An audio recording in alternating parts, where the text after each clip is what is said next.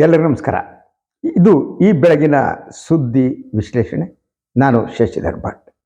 ಇದು ನನ್ನ ಡಿಜಿಟಲ್ ವಾಹಿನಿ. ಇದನ್ನು ಲೈಕ್ ಮಾಡಿ, ಸಬ್ಸ್ಕ್ರೈಬ್ ಮಾಡಿ, ಬೆಲ್ ಐಕಾನನ್ನು ಪ್ರೆಸ್ ಮಾಡೋದಕ್ಕೆ ಮರಿಬೇಡಿ. ಹಾಗೇನು ಆದಷ್ಟು ಶೇರ್ ಮಾಡಿ, ಜನರಿಗೆ ತಲುಪಲಿ.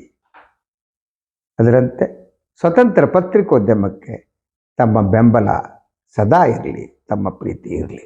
ಎಸ್, ಇವತ್ತಿನ ವಿಚಾರಕ್ಕೆ ಬರ್ತೀನಿ. ನಿಮಗೆಲ್ಲ ಒಂದು ನಿಮಿಷ ಅನಿಸಿರ್ಬೋದು, ಈ ಬಾರಿ ಮಳೆಗಾಲ ಮುಗಿಯುತ್ತಾ ಇಲ್ವಾ ಅಂತ. ನೀವು ಉತ್ತರ ಕರ್ನಾಟಕ ಮತ್ತು ಹೈದರಾಬಾದ್ ಕರ್ನಾಟಕದ ಕಡೆಯವರಾಗಿದ್ದರೆ ಏನು ಈ ರೀತಿ ಮಳೆ ಯಾವತ್ತೂ ಬಂದಿರಲಿಲ್ಲ, ಇತ್ತೀಚೆಗೆ ಯಾಕೆ ಈ ರೀತಿ ಮಳೆ ಬರ್ತಾ ಇದೆ ಪ್ರಶ್ನೆ ಕಾಣ್ಬೋದು. ಹಾಗೆಯೇ ತಾವು ಯಾವುದೋ ಟಿ ವಿಯನ್ನು ಹಾಕಿದರೆ ಭಾರತದ ಬೇರೆ ಬೇರೆ ಭಾಗಗಳಲ್ಲಿ ಮಳೆ ಆಗ್ತಾ ಇರುವುದು, ಮನೆ ಕೊಚ್ಚಿ ಹೋಗ್ತಾ ಇರುವುದು, ಜನ ಮುಳುಗಿರುವುದು, ವಾಹನಗಳು ತೇಲಿ ಹೋಗ್ತಾ ಇರುವುದು, ಇಂಥ ವರದಿಗಳು ಬರ್ತಾ ಇದೆ. ಯಾಕೆ? ಇದಕ್ಕೆ ಬಹಳ ಸ್ಪಷ್ಟವಾದ ಒಂದು ಉತ್ತರ ಅಂತಂದರೆ, ಪ್ರಾಕೃತಿಕ ಸಮತೋಲನ ಏನಿದೆ ಅದನ್ನು ಕಾಪಾಡಿಕೊಂಡು ಬರುವುದಕ್ಕೆ ನಾವು ವಿಫಲರಾಗಿದ್ದೇವೆ. ಅದರ ಜೊತೆಗೆ ನೀವು ನಮ್ಮ ಪಶ್ಚಿಮ ಘಟ್ಟಗಳಿಗೆ ಬನ್ನಿ, ಅದು ಶ್ರೀಲಂಕಾದವರೆಗೆ ಹೋಗುತ್ತೆ. ಪಶ್ಚಿಮ ಘಟ್ಟ ಸಂಪೂರ್ಣವಾಗಿ ಭಾರತದ ಪ್ರಾಕೃತಿಕ ಸಮತೋಲನವನ್ನು ಕಾಪಾಡ್ತಾ ಇರುವಂಥದ್ದು. ಇವತ್ತು ನೀವು ನೋಡಿದರೆ ಈ ಪಶ್ಚಿಮ ಘಟ್ಟ ನಾಶವಾಗ್ತಾ ಇದೆ. ಹಲವಾರು ಮಿನಿ ಹೈಡಲ್ ಪ್ರಾಜೆಕ್ಟ್ಗಳು, ಯೋಜನೆಗಳು ಬಂದಿವೆ. ಆನೆಗಳ ಕಾರಿಡಾರ್ಗಳನ್ನು ನಾವು ನಾಶಪಡಿಸಿದ್ದೇವೆ. ಹೀಗಾಗಿ ಆನೆಗಳು ನಗರಗಳಿಗೆ ಬರ್ತಿವೆ. ನೀವು ನೋಡಿದರೆ ಹಾಸನ, ಸಕಲೇಶ್ಪುರ, ಇಲ್ಲೆಲ್ಲ ಆನೆಗಳ ಕಾಟ. ಯಾಕೆ ಅಂದರೆ ಆನೆಗಳಿಗೆ ಕಾರಿಡಾರ್ ಅಂತ ಇರುತ್ತೆ, ಅದೊಂದು ದಾರಿ, ನಡೆಯುವ ದಾರಿ.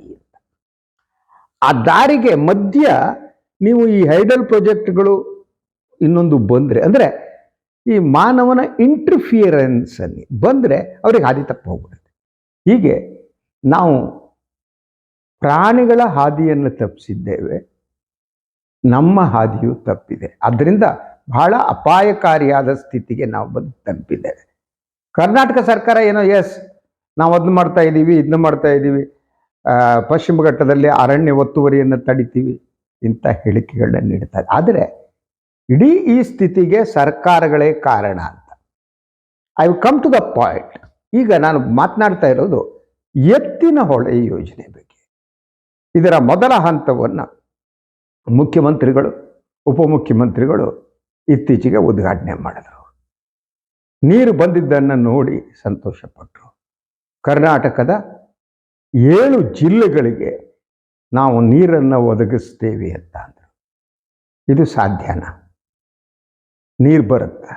ಮೊದಲನೇದಾಗಿ, ಎತ್ತಿನ ಹೊಳೆ ಅನ್ನುವುದು ಹೊಳೆಯೇ ಹೊರತು ನದಿಯಲ್ಲ. ನದಿ ಮತ್ತು ಹೊಳೆಯ ನಡುವಿನ ವ್ಯತ್ಯಾಸ ಮೂಲಭೂತವಾಗಿ ವಿಧಾನಸೌಧದಲ್ಲಿ ಕೂತಂತಹ ಜನರಿಗೆ ಗೊತ್ತಿರಬೇಕು, ರಾಜಕಾರಣಿಗಳಿಗೆ ಗೊತ್ತಿರಬೇಕು, ಅಧಿಕಾರಿಗಳಿಗೆ ಗೊತ್ತಿರಬೇಕು. ಹೊಳೆ ಅನ್ನುವುದು ಮಳೆಗಾಲದಲ್ಲಿ ಮಾತ್ರ ತುಂಬಿ ಹರಿಯುವಂಥದ್ದು.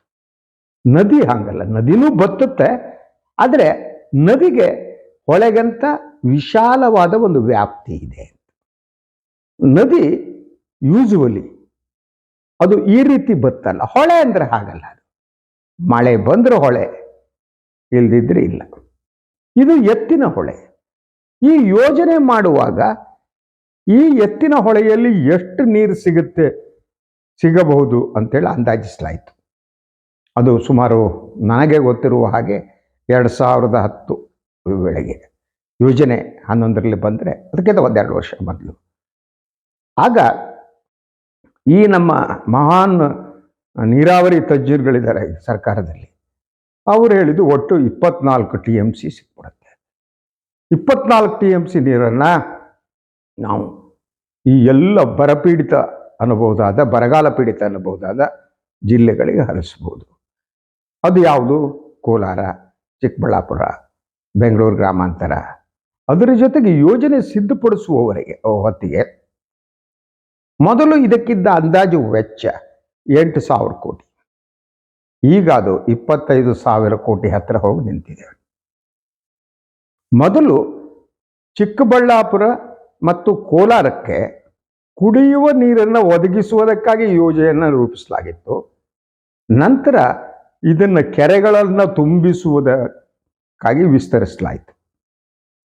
ಎಲ್ಲ ಈ 7 ಜಿಲ್ಲೆಗಳಲ್ಲಿರುವ ಕೆರೆಗಳನ್ನು ತುಂಬಿಸ್ಬಿಡ್ತೀವಿ, 24 TMC ನೀರು ಸಿಗುತ್ತೆ ಅಂತ. ಫೈನ್, ಅದು ಯೋಜನೆಯನ್ನು ರೂಪಿಸಲಾಯಿತು, ಇನ್ನೊಂದು ಮಾಡಲಾಯಿತು. ಅದಾದ ಮೇಲೆ ನೀವು ಸದನದಲ್ಲಿ ಸರ್ಕಾರ ನೀಡಿದ ಹೇಳಿಕೆ ಪ್ರಕಾರ 24 TMC ಅಲ್ಲ, 8 TMC ನೀರು ಮಾತ್ರ ಸಿಗುತ್ತೆ ಅಂತ. ಅಂದರೆ ನಮ್ಮ ಅಧಿಕಾರಿಗಳು ಏನಿದ್ದಾರೆ ನೀರಾವರಿ, ಅವರಿಗೆ ಎತ್ತಿನ ಹೊಳೆಯಲ್ಲಿ ಎಷ್ಟು ನೀರು ಸಿಗುತ್ತೆ ಅನ್ನೋದೇ ಗೊತ್ತಿಲ್ಲ. ಯೋಜನೆ ಮಾಡಿದ್ದು 24 TMC ನೀರು, ಸದನದಲ್ಲಿ ಇನ್ನೊಂದಲ್ಲಿ ಸರ್ಕಾರ ಹೇಳಿಕೆ ನೀಡೋದು 8 TMC ಅಂತ. ಇತ್ತೀಚೆಗೆ ಕೆಲವು ತಜ್ಞರು ಇನ್ನೊಬ್ರು ಹೇಳುವ ಪ್ರಕಾರ 5 TMC ಸಿಗಬಹುದು. ಮುಂಡ ಮೋತ್ತು ನನ್ನ ಮಕ್ಕಳ್ರ, 5 TMC ನೀರು ಸಿಕ್ಕರೆ ಎಲ್ಲಿಗೆ ಕೊಡ್ತೀರಿ ನೀವು? ಯಾರಿಗೆ ಕೊಡ್ತೀರಿ 5 TMC ನೀರನ್ನು? ಸಾಕಾಗತ್ತಾ? ಅದರ ಜೊತೆಗೆ ಇದಕ್ಕೆ ಈ ಪಶ್ಚಿಮ ಘಟ್ಟಗಳಲ್ಲಿ ಈಗ ಮಳೆಯ ಪ್ರಮಾಣ ಕಡಿಮೆ ಆಗ್ತಾ ಇದೆ. ಸರಿಯಾಗಿ ಈ ವರ್ಷ ಬಂದಂತೆ ಮಳೆ ಬಂದರೆ ಮಾತ್ರ ನೀವು ಎತ್ತಿನ ಹೊಳೆಯಲ್ಲಿ 5, 6, 8 TMC ಒಳಗಡೆ ನೀರು ಸಿಗ್ಬೋದು. ಅದನ್ನ ಹೇಳಕ್ಕಾಗಲ್ಲ.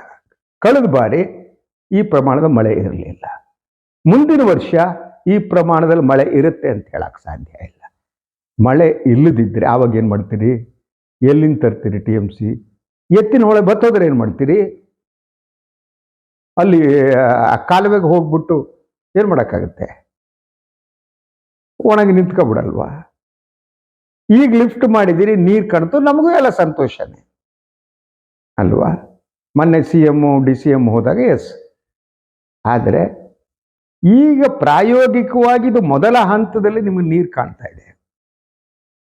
ಸರ್ಕಾರದ ಹೇಳಿಕೆಯ ಪ್ರಕಾರ, ಮುಖ್ಯಮಂತ್ರಿಗಳ ಹೇಳಿಕೆ ಪ್ರಕಾರ ಈ ಯೋಜನೆ ಸಂಪೂರ್ಣಗೊಳ್ಳುವುದಕ್ಕೆ ಅದು 2027ಕ್ಕೆ.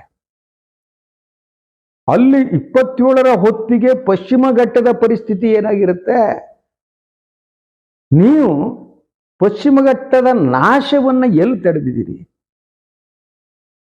ಯೋಚನೆ ಮಾಡಿ.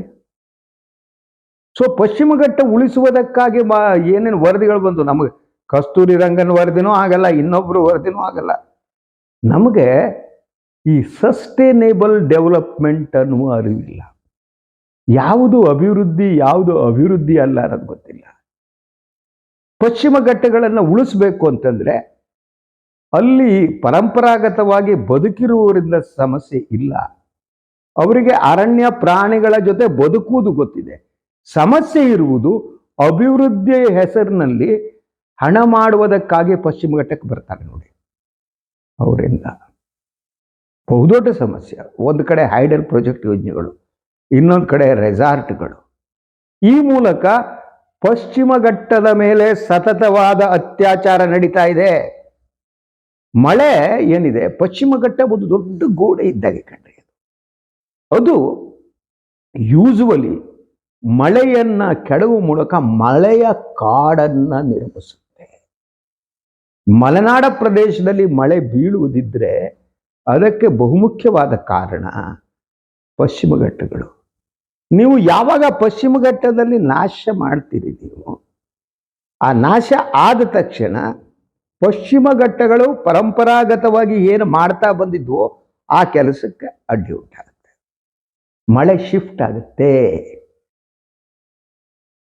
ಮಳೆ ಉತ್ತರ ಕರ್ನಾಟಕ, ಹೈದರಾಬಾದ್ ಕರ್ನಾಟಕದ ಕಡೆ ಮಳೆ ಶಿಫ್ಟ್ ಆಗ್ತಿದೆ. ಇದರ ಬಗ್ಗೆ ನಮ್ಮ ಯಾರಾದರೂ ಅಧಿಕಾರಸ್ಥರಿಗೆ ಸ್ವಲ್ಪನಾದರೂ ತಲೆ ಒಳಗೆ ಏನಾದ್ರು ಇದೆಯೇನ್ರಿ? ಇದೆ ಅಂತ ನನಗನ್ಸಲ್ಲ. I don't think so. ಈಗ ಲೇಟೆಸ್ಟ್ ಆಗಿ ಲಿಂಗನಮಕ್ಕಿ ಅಣೆಕಟ್ಟು ನೀರನ್ನು ಬೆಂಗಳೂರಿಗೆ ತಂದು ಬಿಡ್ತಾರೆ. ಏನ್ರಿ ನಿಮಗೆ ಬೆಂಗಳೂರು ಬಿಟ್ಟು ಬೇರೆ ಇಲ್ವೇನ್ರಿ ನಿಮಗೆ? ಲಿಂಗನಮಕ್ಕಿ ಅಣೆಕಟ್ಟಿನ ನೀರು ಬೆಂಗಳೂರಿಗೆ ತಂದು ಇಲ್ಲಿ ಇಷ್ಟು TMC ನೀರಿದೆ ಪುಷ್ ಅಂತ ಬೆಂಗಳೂರಿಗೆ ತಂದು ಬಿಡ್ತೀವಿ. ಎತ್ತಿನ ಹೊಳೆ ಯೋಜನೆಯಲ್ಲಿ 2.5 TMC ಬೆಂಗಳೂರಿಗೆ ಕೊಡ್ತಾರಂತೆ. ಮೊದಲು ಮಳೆ ಬರ ಹಂಗೆ ಮಾಡ್ರಪ್ಪ. ಮಳೆ ಬಿದ್ದುಬಿಟ್ಟು ಎತ್ತಿನ ಹೊಳೆ ತುಂಬಲಿರ್ರಿ, ತುಂಬಲ್ಲ ಕಡ್ರಿ. ಹೊಳೆ, ಅದು ಹೊಳೆ ಮಳೆ ಬಂದ್ರಷ್ಟೆ. ಮಳೆಯಲ್ಲಿ ಒಂದು ಫ್ಲಕ್ಚುಯೇಷನ್ ಈಗಲೇ ಇದೆ. ನಿಮಗೆ ಯಾವನ್ರಿ ಬುದ್ಧಿ ಹೇಳ್ತಾರೆ? ಕಾಮನ್ ಸೆನ್ಸೇ ಇಲ್ವಲ್ರಿ.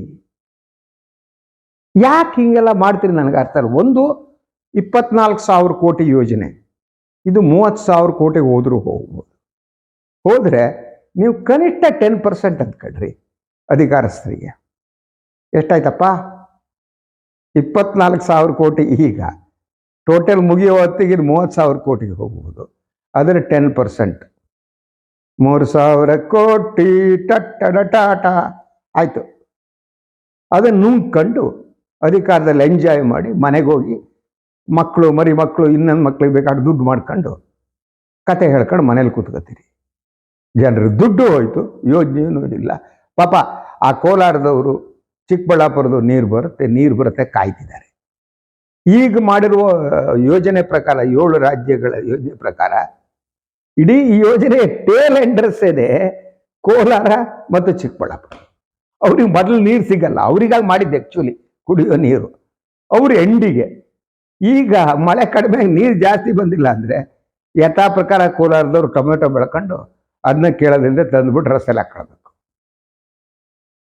ಅವರಿಗೆ ತಲುಪಲ್ಲ.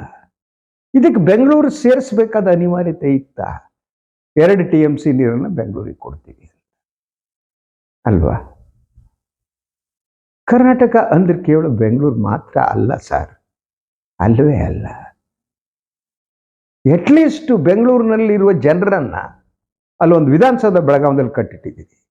ಅಲ್ಲೇನೋ ಸಾಂಪ್ರದಾಯಿಕವಾಗಿ ಚಳಿಗಾಲದ ಅಧಿವೇಶನ ಮಾಡ್ತೀರಿ. ಕೆಲವು ಇಂಪಾರ್ಟೆಂಟ್ ಇಲಾಖೆಗಳಾದ ಅಲ್ಲಿ ಶಿಫ್ಟ್ ಮಾಡಿ, ಅಧಿಕಾರಿಗಳಿಗೆ ಶಿಫ್ಟ್ ಮಾಡಿ.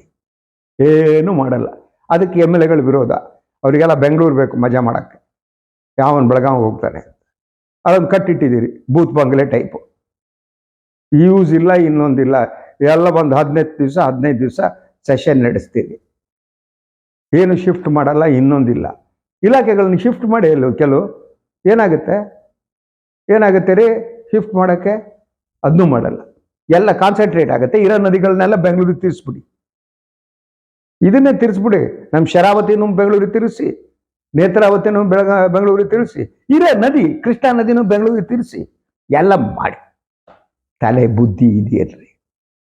ನನಗಿರುವ ಈ ಸಿಟ್ಟು ಯಾಕೆ ಬರ್ತಿದೆ ಗೊತ್ತಾ? ನನಗೆ ಡೌಟ್ ಇದೆ, ಎತ್ತಿನ ಹೊಳೆ ಯೋಜನೆ ಸಕ್ಸಸ್ ಆಗುತ್ತಾ ಇಲ್ವಾ? ಅಥವಾ ಎತ್ತಿನ ಹೊಳೆ ಯೋಜನೆ ನೀರು ತರುತ್ತಾ, ದುಡ್ಡು ಮುಳುಗುತ್ತಾ? ಇದು ನನ್ನ ಪ್ರಶ್ನೆ.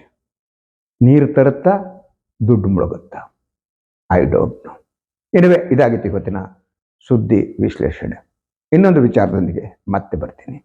ನನ್ನ ವಾಹಿನಿಯನ್ನು ಲೈಕ್ ಮಾಡಿ, ಸಬ್ಸ್ಕ್ರೈಬ್ ಮಾಡಿ, ಬೆಲ್ ಐಕಾನ್ ಪ್ರೆಸ್ ಮಾಡೋದಕ್ಕೆ ಮರಿಬೇಡಿ. ಹಾಗೆಯೇ ಸಾಧ್ಯ ಆದರೆ ಸಹಾಯ ಮಾಡಿ. ತಮಗೆಲ್ಲ ಇವತ್ತಿನ ದಿನ ಒಳ್ಳೆಯದಾಗಲಿ. ನಮಸ್ಕಾರ.